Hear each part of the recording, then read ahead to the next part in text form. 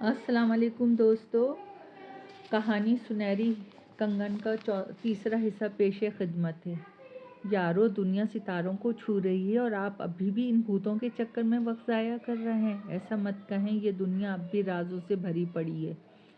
इस दुनिया के अलावा एक दुनिया और भी आत्माओं की दुनिया है, जिसके सच्चे वाक़यात इस दुनिया में अक्सर रूनुमा होते हैं। रमेश का लहजा अजीब सा था। यार प्लीज़, मैं एक अमली ज़िंदगी का इंसान हूँ, इन बातों को नहीं मानता। और रमेश ने गुलजार की बात काट दी और बोला, मैं आपको यकीन दिलाऊंगा, मैं इस वाक़ये का ऐनी गवाह हूँ जो मेरे एक दोस्त के साथ पेश आया। आपकी इजाज़त हो तो मैं आपसे वो वाक़या शेयर करूँ और इसका सबूत भी दूँ। रमेश का लहजा ड्रामाई सा था। ज़रूर, गुलजार मुस्कुराने वाले अंदाज में बोला। रमेश ने बोलना शुरू किया। आहिस्ते आहिस्ते इसका लहजा ड्रामाई होता जा रहा था। ये 1930 की बात है। रूपनगर पे एक जालिम ठाकुर की हुकूमत थी। वो जालिम ठाकुर अंग्रेज़ों का बहुत लाडला था। जुल्म व सितम करना इसका महबूब मशग़िला था। रमेश ने आहिस्ते आहिस्ते अपनी याददाश्त को समेटना शुरू किया। फिर वो जो इसने कहानी सुनाई वो बहुत पुरस्कार थी। नारायण सिंह एक जालिम आदमी था। इसके बरक्स इसका बाप रूप सिंह एक अच्छा इंसान था। वो लोगों की दुख दर्द में काम आता और रूप सिंह के मरने के बाद प्रजा ने नारायण सिंह के हाथ में रियासत की बागडोर दे दी। लेकिन चंद ही दिनों में लोगों का अंदाज़ा हो गया कि नारायण सिंह के रूप में शैतान है। उस गरीब किसान का अंजाम सबको याद था, जिसने गैरत के लिए अपनी जान गंवाई। इस रात नारायण सिंह अपनी वसी और अरीज हवेली में था। हवेली में महफिल जमी हुई थी। साजिंदे साज बजा रहे थे, रक्कासाएँ रक्स कर रही थीं। नारायण सिंह के साथ इस महफिल में और भी लोग शरीक थे। कर्नल हडसन, जो कि इसकी रियासत में अंग्रेज़ों की तरफ से तैनात था, गंजा कर्नल, इंतहाई अय्याश और बदकिरदार इंसान था। जबकि इसकी रियासत का जौहरी रामचंद भी मौजूद था। रक्स और सुरूर की महफिल जारी थी कि अचानक कदमों की आहट की आवाज़ हुई। आने वाले शख्स नारायण सिंह का ख़ास आदमी चंडाल सिंह था। चंडाल सिंह नाम से ही नहीं, कर्म से भी चंडाल था। इसका कद 5 फीट 6 इंच के करीब था। इसके जिस्म का फैलाव ज़्यादा होने के सबब वो कदरे नाटा मालूम होता था। कहो चंडाल, नारायण सिंह नशे में झूमता हुआ बारो आवाज़ में बोला। सरकार, चंडाल कांपते हुए लहजे में बोला। सरकार के बच्चे, तेरे मुंह में जुबान नहीं है? रुक क्यों गया? सरकार मनोहर ने अपनी बेटी को भेजने से इनकार कर दिया। तू हराम जाते, तू खाली हाथ चला आया। जंदाल का है नहीं, जला दिया ससुरे को। जंदाल सिंह नारायण सिंह गुस्से से दौड़ा। सरकार, क्षमा चाहता हूँ, चंडाल ने कांपते हुए कहा। माफ क्या, परंतु दोबारा किया तो इसकी बेटी गजेगा, तेरी बहन बिस्तर पे होगी। मेरी जा, दफ़ा हो जा। नारायण किसी जख्मी सांप की तरह फनकारा। चंडाल के जाने के बाद कर्नल हडसन ने नशे में झूमते हुए कहा, तुम्हारी हिंदुस्तानी ब्यूटी हमको बहुत पसंद है। आज का रात इस मुनव्वर का बेटी हमारा साथ होगा। Why not colonel? Narayan Singh बची कुची शराब हलक में उंडेलता हुआ बोला। इस रात पुरस्कार तरीके से किसान के घर में आग लग गई और इसकी बेटी गायब हो गई। इस किसान की मासूम बेटी, जिसकी उम्र महज 16 साल थी, सारी रात हवस के दरिंदों की भेंट चढ़ती रही। इस मासूम की मिसाल एक ऐसे परिंदे की सी थी जो शिकारी के चंगुल में फंस गया था। पूरी रात वो लोग इस मासूम के जिस्म को रोंदते रहे। दूसरी सुबह वो खेतों में मुर्दा हालत में पाई गई। नारायण सिंह के मजालिम की फैज़ यहाँ ख़त्म नहीं होती और ना जाने कितने जुर्म थे जो इसने किए थे। रूप सिंह ने 2 शादियाँ की थीं, जिसका इल्म नारायण सिंह को नहीं था। इस बात का पता इसको जब चला जब वकील ने वसीयत पढ़ के सुनाई, जिसके मुताबिक रूप सिंह की दौलत 2 हिस्सों में बांटी जाएगी। एक हिस्सा इसकी बहन पूजा को मिलेगा और दूसरा नारायण को। नारायण ने जब ये वसीयत सुनी तो वो बदले और इंतकाम की आग में जलने लगा। बस वो किसी न किसी तरह इसको रास्ते से हटाना चाहता था, मगर वो जानता तो वो ऐसा नहीं कर सकता। वसीयत के मुताबिक अगर इसने अपनी बहन को मारा तो सारी जायदाद किसी रफ़ाई इदारे को चली जाएगी। वसीयत में यह शक मौजूद थी, किसी एक वारिस की गैर तबाई मौत हो तो सारी जायदाद रफ़ाई इदारे को चली जाएगी। वो इसी शशोपंज में मुब्तला था, किसी न तरह ये सारी जायदाद तकसीम होने से बचा ले। सारा वक्त वो परेशानी में मुब्तला रहने लगा। एक रोज़ इसके ख़ास मुहाफ़िज़ चंडाल ने इसको एक साधु का पता बताया। साधु इसकी मुश्किल का हल ढूंढ सकता था। नारायण सिंह को ऐसा लगा कि ये साधु इसकी मुश्किल का हल कर देगा। वो 2 दिन बाद पूजा दिल्ली से वापस आने वाली थी, लेकिन कुदरत का करना ये हुआ, जिस साधु के बारे में चंडाल ने बताया था वो साधु किसी यात्रा पे चला गया था, जहाँ से वो 3 या 4 दिन बाद लौटने वाला था। इस खबर ने नारायण सिंह को बीमार कर दिया। वो बिस्तर से लग गया। डॉक्टरों के मुताबिक इसे मलेरिया का हमला हुआ है। इस बुखार और बीमारी में भी इसे सिर्फ और सिर्फ पूजा ही दिखाई देती थी। वो दिन आ गया जब पूजा दिल्ली से वापस आ गई। पूजा चूँकि दिल्ली में तालीम हासिल कर रही थी, इसे ये इल्म ना था कि इसका भाई इससे नफ़रत करता है। ये जानने के बावजूद कि नारायण मेरा सुतीला भाई है, इसके दिल में इसके लिए मोहब्बत थी। वो नारायण की बीमारी की खबर सुनकर तड़प उठी और अपने भाई के पास पहुंच गई। भाई, तबीयत कैसी है? भगवान करे तुम जल्दी अच्छे हो जाओ। नारायण सिंह कुछ देर तक अपनी लाल लाल आंखों से घूरता रहा। फिर अचानक इसकी कांपती हुई आवाज़ इसकी समाज से टकराई। तुम ये चाहोगी इस बीमारी में मेरा जान निकल जाए ताकि तुम ये सारी संपत्ति समेट लो? ये सुन के पूजा का चेहरा उतर गया। वो एकदम हट कर बोली, भाई, मैं बहन हूँ तुम्हारी, तुमको ऐसा गलत नहीं कहना चाहिए। हमारी बात गलत नहीं है, परंतु मैं तुमको जायदाद अकेले खाने नहीं दूंगा। पूजा तपाई पे दवा की शीशी की तरफ देख के बोली, भाई, मुझे पैसे का लालच नहीं, तुम अच्छे हो जाओ, मैं सब कुछ तुम्हारे नाम कर दूंगी। ये कह के वो तेज़ तेज़ कदम उठाती बाहर निकल गई। पूजा को नारायण की बातों से शदीद दुख हुआ था। वो नहीं जानती थी कि इसका भाई इससे इतनी नफरत करता है। चुनाचे वो वहाँ से निकल के इसके वकील के पास गई और उससे जायदाद की मुंतकिली के कागजात तैयार करवाने को कहा। इसका इरादा था कि सारी जायदाद अपने भाई को देके वापस दिल्ली चली जाएगी ताकि अपनी अधूरी तालीम मुकम्मल कर सके। चूँकि इस दौर में ट्रांसफ़र पेपर तैयार होने में थोड़ा वक्त लग जाता है, इसलिए जब तक कागजी कार्रवाई मुकम्मल ना हो जाए, पूजा ने वहीं रुकने का फ़ैसला किया। नारायण की बीमारी बढ़ती ही चली गई और मुस्तकिल तौर पे बिस्तर से लग गया और डॉक्टरों ने इसकी बीमारी को लाइलाज करार दे दिया। फिर एक रोज़ साधु इसकी हवेली में आ गया। इस वक्त पूजा घर में ना थी। नारायण सिंह बिस्तर से लगा कर रहा था। चंडाल साधु स्वामी नाथ को लेकर सीधा इसके कमरे में पहुंच गया। सरकार, इस साधु को लेके आया हूँ जिसका जिक्र मैंने आपसे किया था, चंडाल ने आजिज़ाना लहजे में कहा। साधु का हुलिया देख के नारायण सिंह इस बीमारी की हालत में भी बामुश्किल अपनी उबकाई रोक सका। इसका हुलिया इस कदर गंदा था। साधु का कद 6 फीट के करीब था। इसके सर बाल निहायत लंबे होकर चुट्टों की सूरत में इसके सीने से चिपके हुए थे और मैल कुचैल के सबब अपनी असल रंगत खो चुके थे।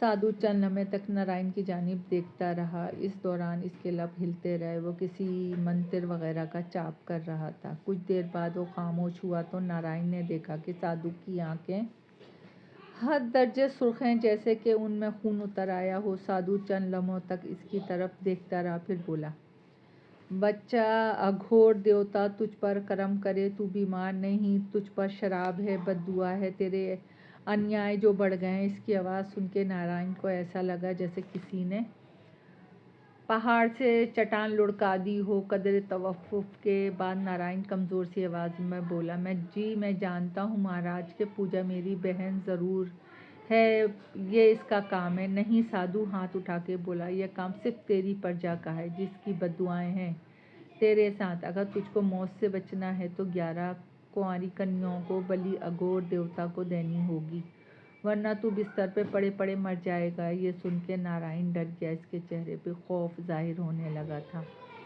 वो बौखला के साधु की तरफ देखकर गोया हुआ। इसकी आवाज़ कांप रही थी। नहीं महाराज, मैं मरना नहीं चाहता।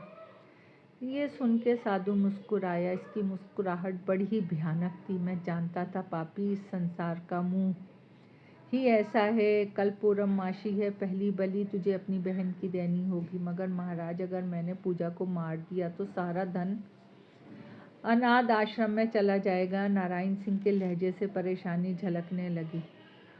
तू इसकी फिक्र ना कर, मैं हूं ना। साधु मुस्कुराया। वो तो ठीक है महाराज, मैं बिस्तर से हिल भी नहीं सकता। मूर्ख, तुझे अघोर आकाशी द्वार, तुझे मेरी दवा फुक्की खानी होगी। इससे तू आर्जी तौर पे चल फिर सकेगा। फुक्की का असर ख़त्म होते ही बिस्तर पर साधु मुस्कुरा के बोला। नारायण सिंह को साधु वो सब फुक्की देकर चला गया। अब वो बहुत खुश था। अब वो इंतकाम भी ले सकेगा और दौलत भी इसकी होगी। चुनाचे उसने पूजा को वरगलाने का फैसला कर लिया। नारायण सिंह ने पूजा को वरगलाने का जो मंसूबा बनाया था वो ख़तरनाक भी था और शानदार भी। यहाँ तक सुनकर रमेश दम रुक गया। इसकी नज़रें दरवाजे की जानिब थी। दास्तान इस कदर दिलचस्प और पुरतजस्सुस थी कि गुलजार इसमें खोकर रह गया। तसलसल टूटने पे जब से रमेश की जानिब देखा, इसकी नज़रें दरवाजे पे थी। गुलजार ने इसकी नज़रों के ताक्कुब में नज़रें दौड़ाई तो देखा कि दरवाजे पे वही नौकर अंदर दाखिल हो रहा था जो उन्हें यहाँ छोड़ के गया था। इसके पीछे पीछे अंदर दाखिल होने वाली नीलम थी, जिसने काले रंग की साड़ी जेबतन कर रखी थी। नीलम को देख के गुलजार चौंक गया। नए मेहमान को देख के रमेश और प्रताप भी चौंक गए। नीलम को देख के गुलजार वालाहाना अंदाज में सोफे से उठा और नीलम की जानिब बढ़ा। तुम इतनी जल्दी यहाँ कैसे? गुलजार के लहजे में हैरत थी। बस तुम्हारे फ़ोन पे चल पड़ी, रास्ते में तुम्हारी गाड़ी देखी तो यहाँ आ गई। नीलम मुस्कुराई। चलो शुक्र करो तुम आ गई, गुलजार मुस्कुरा के बोला। नीलम ने प्रताप और रमेश को देख के गुलजार की जानिब इस तरह देखा जैसे कह रहा हूँ ये कौन है। गुलजार ने मुख्तसर इन दोनों का तारुफ नीलम से करवाया। इन दोनों को देख के नीलम के चेहरे पे एक अजीब पुरअसरार मुस्कुराहट दौड़ गई, जबकि वो दोनों नीलम को देखकर एक दूसरे की जानिब देख के मुस्कुरा दिए। गुलजार ये देख के चौंक गया। इसे ऐसा लगा जैसे कि ये तीनों एक दूसरे को जानते हों, लेकिन दूसरे ही लम्हे अपने इस ख्याल की नफ़ी करनी पड़ी, क्योंकि वो जानता था कि इनकी नीलम से पहली मुलाकात थी। काली साड़ी तुम पे बहुत जच रही है, गुलजार ने मुस्कुरा के कहा। गुलजार की बात सुनकर नीलम मुस्कुराई और धीरे से बोली। एलन को भी पसंद थी, इसका लहजा पुरअसरार था। ये बात सुन के गुलजार चौंक पड़ा। तुमको कैसे मालूम? तुमने खुद बताया था। एलन की बहुत सी बातें तुमने मुझसे की थी। मैंने बताया था? गुलजार हैरत से बोला। जी हुजूर, आपने बताया था। नीलम मुस्कुराते हुए सोफे पे बैठ गई। मुझे तो याद नहीं। चलो छोड़ो, ये बताओ कि ड्रिंक बनाऊं? हाँ ज़रूर। गुलजार ने नीलम को ड्रिंक बना के दिया, जिसे नीलम ने शुक्रिया के साथ कबूल किया। अब मैं वो कहानी शुरू करूं जो अधूरी रह गई है। रमेश ने मुस्कुरा के गुलजार की तरफ देखा। कौन सी कहानी? नीलम बोली। वो कहानी नहीं, एक वाक़या है। दरअसल गुलजार साहब को आत्माओं पे विश्वास नहीं, इसलिए उन्हें यकीन दिलाना चाह रहा था। रमेश संजीदगी से बोला। लेकिन अभी तक कोई आत्मा तो तुम्हारी कहानी में, गुलजार ने बेचैनी भरे लहजे में कहा। आपको यकीन आ जाएगा गुलजार। इस बार प्रताप की आवाज़ थी, जो कि काफ़ी देर से खामोश था। आप शुरू करें, मैं सुनना चाहूँगी। वैसे भी मुझे हॉरर कहानियों में दिलचस्पी है। और रमेश ने नीलम की तरफ गहरी नज़रों से देखा और प्रताप की जानिब देख के बड़े ही पुरअसरार अंदाज में मुस्कुराया। गुलजार ने उन्हें देखा कि नीलम भी इन दोनों की तरफ देख के मुस्कुराई। वो मुस्कुराहट निहायत अजीब थी। ना जाने क्यों गुलजार को ऐसा लगने लगा नीलम कुछ छुपा रही हो, जैसे नीलम इन दोनों को जानती पहचानती है। दफतन वो चौंक पड़ा, क्योंकि रमेश ने बोलना शुरू कर दिया था। नारायण सिंह का मंसूबा निहायत शानदार था, लेकिन ख़तरनाक भी। मंसूबे के तहत नारायण का ख़ास मुलाजिम चंडाल पूजा के पास पहुंचा। इस वक्त शाम हो चुकी थी। शाम के वक्त पूजा की आदत कॉफ़ी पीने की थी। वो आरामदा कुर्सी पे बैठी थी और सोच रही थी जायदाद की मुंतकिली का अमल मुकम्मल हो और वो यहाँ से चली जाए, तालीम मुकम्मल करे और इस तहरीक का हिस्सा बन जाए जो कि वतन की आज़ादी की तरफ से जाती है। पूजा उन्हें सोचों में गुम थी कि इसे किसी के कदमों की आहट का एहसास हुआ। इसने चौंक के देखा तो दरवाजे पर चंडाल मौजूद था। चंडाल के चेहरे पे घबराहट के आसार मौजूद थे। कहो, किस काम से आए हो? पूजा ने संजीदगी से पूछा। वो सरकार, इतना कह के चंडाल ने फौरन मक्कारी से रोना शुरू कर दिया। क्या हुआ भाई को? पूजा घबरा के कुर्सी से उठ गई। इसके लहजे में वहशत थी। सरकार जिंदगी की आखिरी सांसें गिन रहे हैं और इस वक्त अघोर देवता के मंदिर में है। चंडाल ने फौरन आंसू पोंछते हुए जवाब दिया। अघोर देवता? ये किस देवता का मंदिर है? पूजा ने हैरत से पूछा। पूजा ने अघोर देवता का नाम पहली बार सुना था, इसलिए वो चौंक गई। ये इन बातों का नहीं है, बस वो आपसे क्षमा मांगना चाहते हैं। आपको चलना होगा, चंडाल ने मक्कारी से कहा, और पूजा फौरन इसके साथ चलने को तैयार हो गई। पूजा को अंदाज़ा ही ना था कि अघोर मंदिर कितने फासले पर होगा। इसके मुताबिक घोड़े पर इसने 2-2.5 घंटे का सफ़र किया था। इतने लंबे सफ़र में पूजा का जिस्म दुखने लगा था। पूजा मंदिर को देख के हैरान रह गई। ये मंदिर आम मंदिरों से मुख्तलिफ था और सांची तोप जैसे नमूने पे गुंबद बनाया गया था। मंदिर की दीवारों का रंग काला था और दरवाजे पे अजीब व गरीब किस्म की मूर्ति मौजूद थी जो कि किसी राक्षस की लग रही थी। इस मूर्ति का धड़ तो इंसान का था, लेकिन सर किसी भेड़िया की थूथनी से मिलता था। पूजा ने ताज्जुब से चंडाल की तरफ देखा, लेकिन चंडाल ने कोई जवाब न दिया। पूजा का खौफ से दिल धड़कने लगा। ऐसा लग रहा था कि वो शैतानी चक्कर में फंस रही है। इसे अंदर जाने का फैसला कर लिया। मैं जा रही हूँ, इसने चंडाल की तरफ देखे बगैर कहा, जाने लगी। लेकिन अगले लम्हे इसके लिए हैरत अंगेज था। चंडाल के फौलादी हाथ इसके मुंह पे थे। पूजा बुरी तरह से तड़पी, लेकिन चंडाल इसे लेके मंदिर के अंदर दाखिल हो गया। शदीद खौफ के सबब पूजा बेहोश हो गई। पूजा को होश आए तो इसने अपने आप को कुर्बान गाह पे बंधा हुआ पाया। रस्सियाँ इतनी मजबूत थी कि पूजा हरकत से भी कासिर थी। बहुत जल्दी ही इसे इस बात का एहसास हो गया कि इसके जिस्म पर कपड़ों के नाम पे कोई चीज़ मौजूद ना थी। वो जिस चबूतरे पे बंधी थी, इसके चारों तरफ कदीम ज़माने के बड़े बड़े चिराग रोशन थे। बिल्कुल सामने एक अजीब खलकत किस्म की मूर्ति मौजूद थी। पूजा को खौफ के साथ निहायत शर्म भी महसूस हो रही थी, लेकिन वो अपनी बरहनी छुपाने से कासिर थी। अचानक फिज़ा में घंटी की आवाज़ गूंजी, साथ ही नाकूस की आवाज़ चारों तरफ गूंजने लगी। पूजा की कानों में कदमों की आहट सुनाई देने लगी और एक से ज़्यादा लोगों की थी। इसके बाद पूजा ने जो कुछ देखा वो निहायत ही। इसके सामने इसका भाई नारायण सिंह काला लिबास पहने हाथ में खंजर लिए खड़ा था। इसके साथ चंडाल और साधु भी था। भाई तुम? पूजा के लहजे में हैरत थी। हाँ, मैं नारायण सिंह ने मुख्तसर कहा। मैं तुम्हारी बहन हूँ और तुम्हें अपनी बहन को इस हालत में देख के शर्म नहीं आ रही? पूजा आंसू भरते हुए लहजे में बोली। कैसी शर्म पगली? तू तो नसीबों वाली है कि अघोर देवता के चरणों में बलि चढ़ रही है। नारायण सिंह की जगह साधु ने जवाब दिया। तुम सारे बेगैरत हो। मैं मर के भी भगवान से प्रार्थना करूँगी कि तुम बेगैरतों की यहाँ कोई बेटी पाता ना हो, वरना तुम इसे भी नंगा कर दोगे। पूजा नफरत भरे लहजे में बोली। नारायण सिंह मुस्कुराए। तुम जितनी भी गालियाँ दे दो, कोई मसला नहीं। साधु महाराज, आप पूजा शुरू करें। पूजा ने कोई जवाब न दिया और आंखें बंद कर ली। वो इन बेगैरतों से अपनी जान की भीख नहीं मांगना चाहती थी। अचानक इसके कानों में अजीब व गरीब किस्म के अल्फाज गूंजने लगे। अल्फाज पूजा के लिए नाकाबिले फ़हम थे। मंदिर की आवाज़ बढ़ती गई और नारायण सिंह खंजर लेके इसकी तरफ बढ़ने लगा। पूजा की आखिरी चीख बड़ी अंदोनाक थी। अब इसके बाद रूपनगर में अजीब व गरीब वाक़यात होने लगे। लोगों की जवान कुंवारी लड़कियां गायब होने लगीं। रूपनगर में खौफ का सा माहौल पैदा होने लगा। एक रोज़ गांव के एक नौजवान ने चंडाल को एक लड़की को अगवा करते हुए देख लिया। फिर लोगों ने ज़ुल्म और सितम को ख़त्म करने का फ़ैसला कर लिया। वैसे भी वो नारायण सिंह के जुल्म से परेशान थे। फिर एक रोज़ लोगों ने रात के अंधेरे में टोली की शक्ल में जमा होकर हवेली में आग लगा दी। आग इतनी ज़बरदस्त थी कि पूरी हवेली और नारायण सिंह और इसके मुहाफ़िज़ समेत जल के राख हो गई।